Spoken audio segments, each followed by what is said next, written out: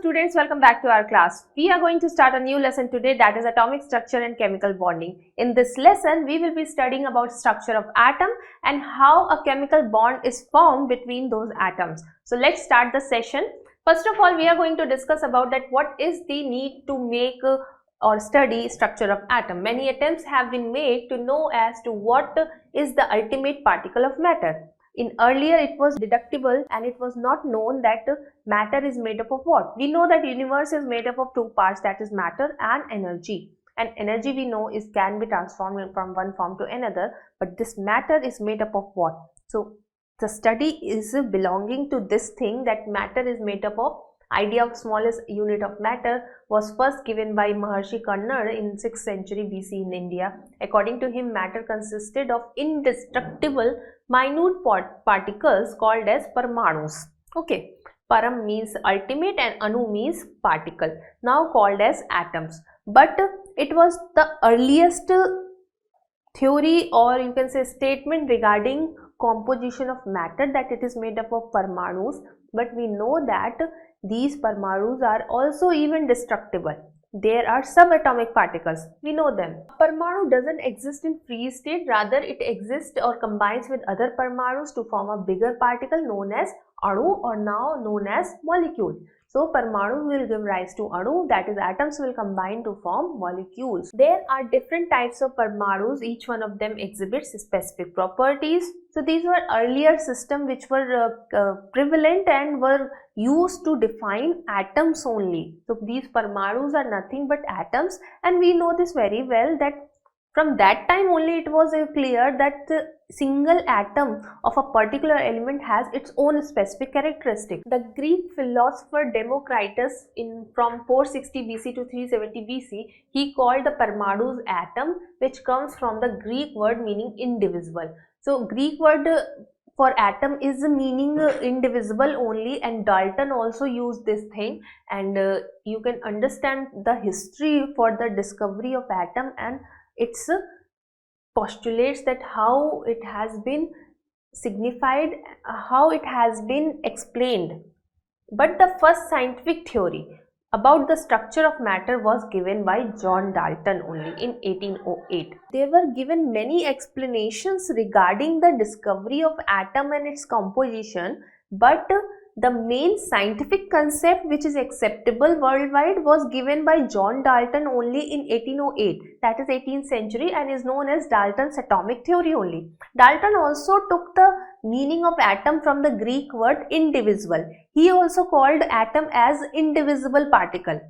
He considered atoms indivisible, that are the fundamental building blocks of matter. The existence of different types of matter is considered to be due to different types of atoms constituting them. Different matters present in the universe have different constituent of atoms in it. The main postulates of Dalton's atomic theory was that matter consists of very small and indivisible particles known as atoms.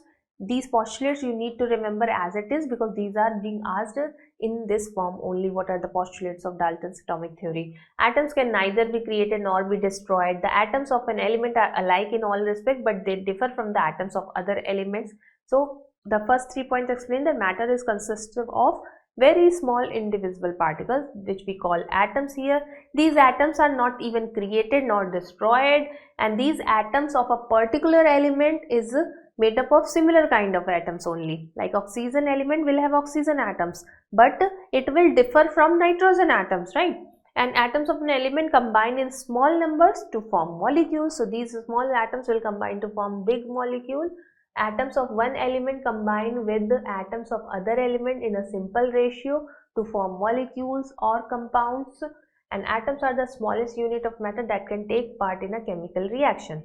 The latest research on atoms has proved that most of the postulates of Dalton's theory are incorrect, except the fact that atoms take part in chemical reactions. So because we know atom is further divisible, that's why this theory is only significant in terms of knowing about the foundation laid by Dalton towards the discovery or deduction or explanation of atom's structure. Otherwise it has no much big role. One of the first indication that atoms consist of subatomic particles, that is, they are made up of charged particles, has been put forward by studies of static electricity and the conditions under which electricity is conducted by different substances. So when the study on static electricity has started by different eras, in different eras by different scientists, that gave rise to know about the structure of atom in more detail, and from there we came to know about that it is made up of further charged particles or known as subatomic particles. In 1833, Faraday showed that the flow of electricity is due to the flow of charged particles.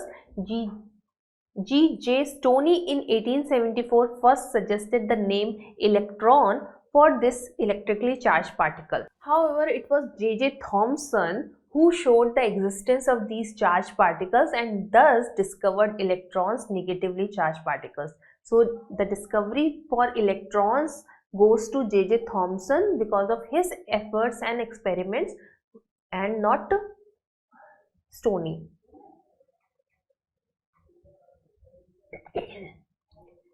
E. Goldstein was another German scientist who discovered protons and are known as positively charged particles in an atom. Later on, James Chadwick discovered neutrons, which were neutral particles having no charge. So electrons, protons, neutrons were together called as subatomic particles. An atom is made up of all these particles. These are the fundamental units of an atom. These particles are the building blocks of all atoms of an element. So it was the effort of J.J. Thomson, Goldstein and James Chadwick who gave rise to know about the fundamental aspect and composition of atom. Now if we define element, so element is a substance which is made up of only one type of atom. So when we are saying oxygen element, so it is made up of oxygen atom only. When we are saying nitrogen element, it is made up of nitrogen atoms only. Element is a pure substance because it is made up of single kind of substance only that can neither be decomposed into nor formed from simple substances by ordinary physical or chemical methods. So this is a proper definition for any element. For example, carbon is an element because it cannot be split up into two or more simpler substances. Carbon itself is an element by ordinary methods, by heating, by baking or by passing electricity. It has its existence in this form only. It is not further divisible. Radioactivity, it is a process of radioactive decay and high energy nuclear reaction which can transfer one elementary substance into another. It is one aspect through where you can transform elements. An atom then we can define as the smallest particle of element that exhibits all the properties of the element. Element is made up of similar kind of atoms. So atom is capable of definitely exhibiting all the properties of a particular element. It may or may not exist independently but takes part in every chemical reaction. So whether it is a molecule or a compound or simple element, it is the atom which is taking part in the chemical reaction. For example, take a small piece of zinc and grind it to small pieces, make it into granular form. All these pieces show properties of zinc. On grinding them further, they break up into very fine particles which still show the properties of zinc only because they are made up of zinc element only, zinc atoms. But there comes a stage when the particles cannot be further subdivided into particles exhibiting properties of zinc. So that is very less minute quantity. These indivisible particles are the atoms of zinc. So it is, in other words, we can conclude that atom is the smallest possible unit of an element. Now one by one we will be discussing the constituents of atom, that is electron, protons and neutrons, how they were discovered and what kind of experiments had been performed in order to discover these subatomic particles. So first is discovery of electrons. William Crookes, a British scientist, noted that gases are ordinarily poor conductors of electricity. However, when a high voltage up to 10,000 volts charge from an induction coil is applied to tubes filled with gases at very low pressure up to 0.01 mmHg, the gases become good conductors of electricity. So normally these are bad conductors, but at this such low pressure they gets converted, and high voltage they gets converted into charged particles, good conductors, and they begin to flow from cathode to anode in the form of rays. Since these rays originate from negative plate, that is cathode, and travel from the cathode towards the positive plate, that is anode, they are called cathode rays at that time.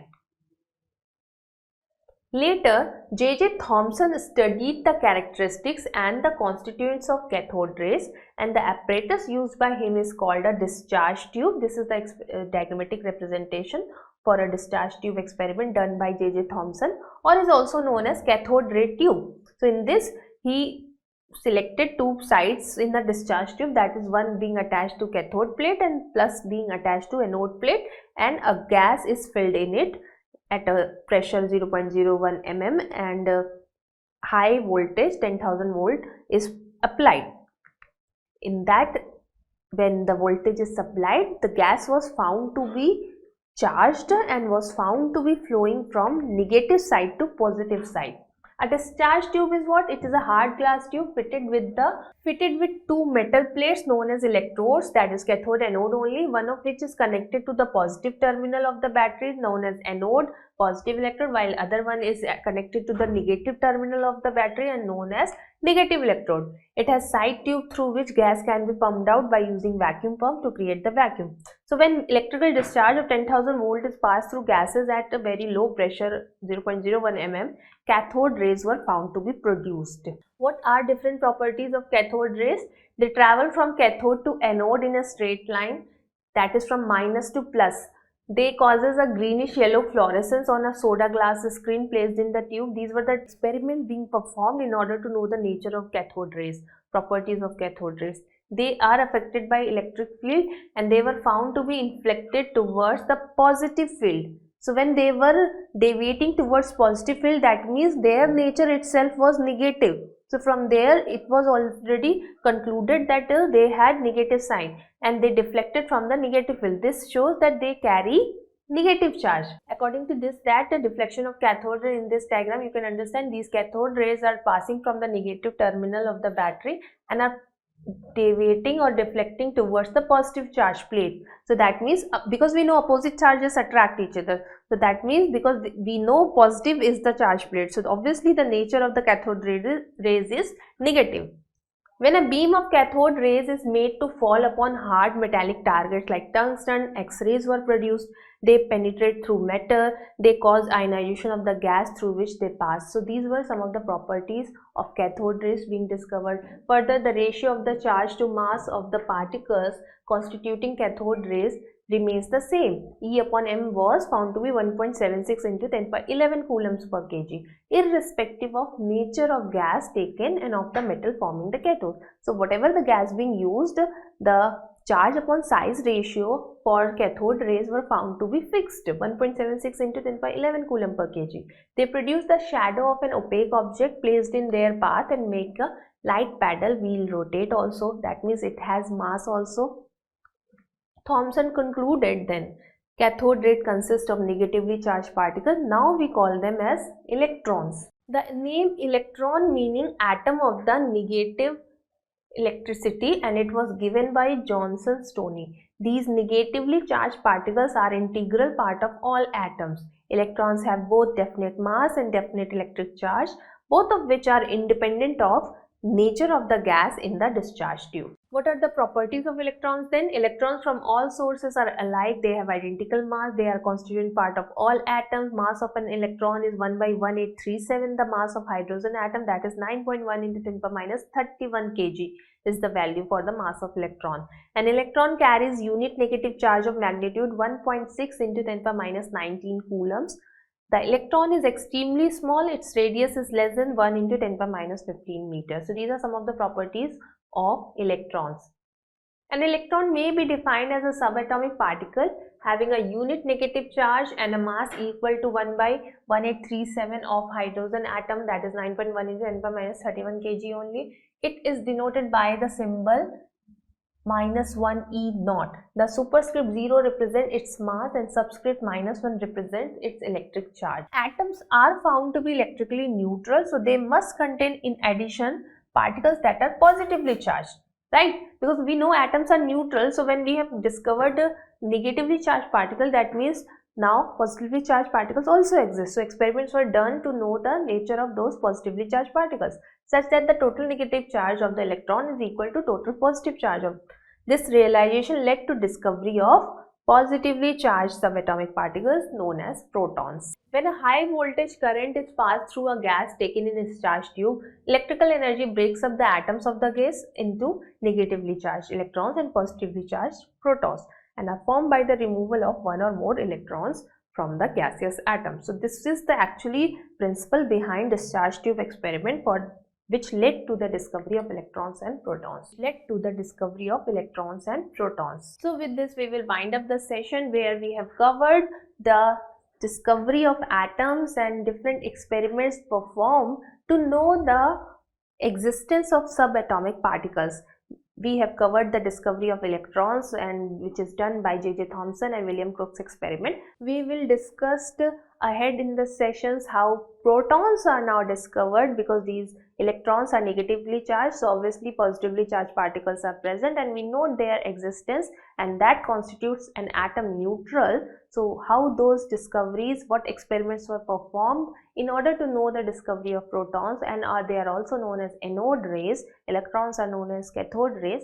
We'll discuss all these points, the characteristics and properties of cathode rays, properties and characteristics of anode rays, then protons in our next session. Till then, revise these topics and the experiment very well, and the properties of cathode rays and properties of electrons, its charge, its mass, all these values have been asked in different frames, in different patterns in your examinations. So do revise it very well. We'll meet again. Thank you so much.